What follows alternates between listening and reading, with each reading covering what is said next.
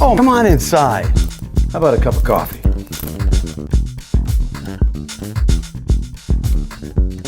We got 36 years of memories right here. See where we've been for the last 3 decades. Places we've been, the people we've met, I want to share those with you. This is Memories from the Shoebox. Welcome back, everybody, to another episode of Memories from the Shoebox. You know, last week I hinted about another sports show. This was part of Fox Sport Network. It was called Sports Beat. And we're going to talk to Brady Tinker. He was the host of the show, who's gone on to do his own podcast now, and he's been on Fox Sports and a bunch of other programs. And he's a great guy, somebody I met actually playing basketball with at the North Dallas Athletic Club. And I remember talking to him. I said, "Hey, Brady, what do you do?" He says, "Well, I sell clothing and stuff like this." I said, "Well, what are you going to do?" He said, "I'm going to have my own TV show." And I thought, really?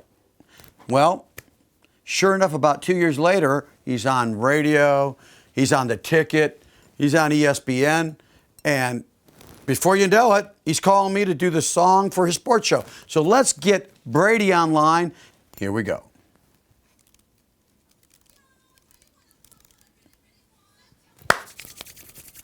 Hey, Okay. what's up, man? How you doing, Dino? And I'm doing good. How are you, my brother? I'm doing okay. Man, I remember, I told you this when we talked last time. We used to play basketball together. We used to exercise and work out. The good old days. The good old Yeah, days. absolutely. The I good remember all that so fondly. Those are, it's amazing at 58 years old what you remember, but I remember our games seemed like almost every day. I remember our leagues, I remember Oh, yeah. drawing up a play for you to make the game-winning shot, and you missed, and the rebound came to me, and I made it. I remember that day. Thank you, Brady. That was Yeah. a nice play you drew it up, though. That was a nice It was play. good, and you made. And that was the one shot I think I missed the whole game, I think. I know, I was going to say, and you didn't miss it by much. I think you hit back iron, and it careened all the way out to me. And, of course, I was standing at the three-point line because that's where I like to stand. But those are great games, great times. I remember that so fondly. Yeah. But, what stood out to me, Brady, was when you walked up, we started talking one day, and you were like, I'm going to get into TV and radio. And I'm like, what? And I said, what do you do now? And I don't know if you were selling insurance. I'm not sure. We're going way, way, way back. Yeah, I was selling men's clothing. Men's clothing. I was a wholesale clothing rep. I sold to Dillard's and Foley's and Macy's, and I traveled to New York and LA all the time. That's what I did. Yeah, and when you said you were going to get in TV, sports and everything, I was like, oh, okay. Good luck. Thinking, how in the hell is he going to do that? Yeah. And then sure enough, it might have been a year or two later, you're creeping up the ladder. I'm seeing you over here on maybe Fox. Yeah. All of a sudden, you got your own show. And I said, my God, that is what a success story that is, man. That is like somebody saying, I'm going to be in the NFL or I'm going to be in a really great band. And they haven't, they're just starting a little later in life. I mean, what a story, man. Yeah. And, as I was going through just boxes and boxes of videotapes, different events, different TV shows, different situations we've been in, we came across your show, Sports Beat, and I wanted you to be here to tell us a little bit about, how we connected on that, because you called me up. I think you called me up, right, and asked me to write something, write some music for that. I did. And that was a part of our journey. You know what I mean? Well, the interesting thing is, too, yeah, I do. And the interesting thing is Pete Tenney, if you remember him, was my producer at the time. He was a young, blonde kid, good-looking, worked part-time at the Ticket and was my producer. Right. And he and I had met this little red-haired girl who could sing. And she was sexy and cute and fun. And so when we began, Pete and I kept saying, we're going to do this show, but to be able to make money off of it, it's going to have to be different. We can't compete with SportsCenter. We can't do the same thing everyone else is doing. At the time, remember, Fox Sports Southwest was still doing their own news. So why do they need me? So it had to be different. It had to be interviews. It had to be on location stuff. It had to be different. And so we wanted, a band or an individual to write us something and to perform something that we could use. And so we tried her first, and she wasn't bad.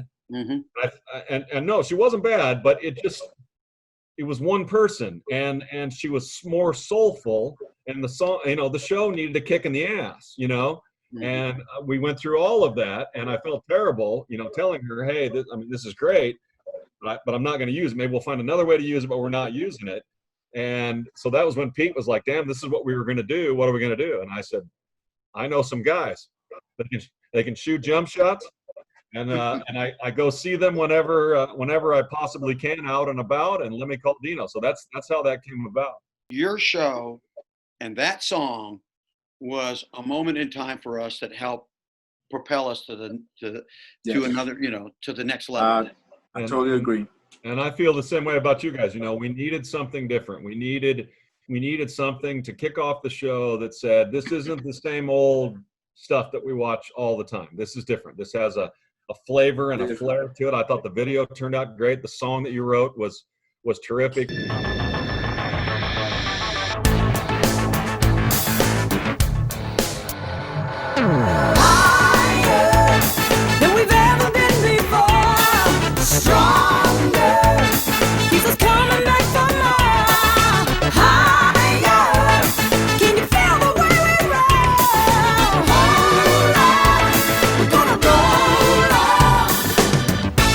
A little time. Was we taped 2 shows a week. So we would tape on Tuesday, and that show would run Tuesday night, Wednesday, and Thursday. And then we taped again on Thursday, and Thursday's show would run Friday, Saturday, Sunday. And he would also run re-airs for us. So we ended up, when we first started, they ran that show at least 6 times a week. And sometimes when things were off at 1 in the morning, they'd run it again. There were weeks when that show ran 10 times a week for that first year or two. So it worked out great for both of us because you were everywhere and so was I. That's what I'm talking about. It fuels us, and sometimes you can't. It's too expensive to even try to buy that kind of momentum. Right. You and I talked a few weeks ago. I think I told you I was going through archiving years, decades of stuff. I have 7 terabytes worth of video, pictures, CDs, cassettes, you name it, going back to about 1980. Right. And it's funny because, when you see the one inception of Emerald City through the 80s, the Tom Landry team that used to come out and hang with us, Tony Dorsett and all those guys, right? Yeah. And then we get to the Broadway Grill, and then we got the new generation of players, the Michael Irvings and all that. Right. And so I know your podcast is, you told me it's a cowboy show, right? Yeah, it's storytelling. So as opposed to, we've done 59 of them, probably only 2 or 3 of them have any football in it. They're mostly stories about coaches or wives or families or, whatever. Jeff Heath told the story about, going through an hour of his life where he thought he killed a guy on the field. And that was a special teams block. Back in maybe 2009, he blocked a guy, and he said, I knew it didn't feel right, but he blocked him, turned around, ran back to block somebody else, and when he turned back around, Lockett, it was Lockett from Seattle, not the current Lockett, the one before that was a special team. Right, I think I remember him. Motionless on the field, and he had got caught off guard by the block, and you can see in the film, Lockett raised his head a little bit, so Jeff's helmet ended up on his chin. And not only knocked him out, but literally it took them an hour to get him off the field nearly. And his head had dislocated from his shoulders. There was nothing holding his head on his shoulders except skin and a tendon on each side of his head. And so if the EMTs had done anything wrong, he would have died. If they hadn't fair catched the punt, and somebody landed on him, he would have died. If somebody would have grabbed him by the shoulder and said, get up, let's go, he would have died. So they did 11 hours worth of surgery over there in Arlington to put all of it back on. He never played anymore, but he's fine. He walks and runs and takes care of his kids. But anyway, it was from Heath's point of view, replaying in his head what had done. Was it a dirty block? Had he killed this guy? As he rendered him, no longer a father, the kids no longer have a father. It was all that. And it's a pretty good episode, it really is. I think it's interesting, but they're stories, and we're editing them and cutting them up, and we're adding music to it. And, there's no downtime in it. It's all story. If I need to move the story along by, narrating it, then I do.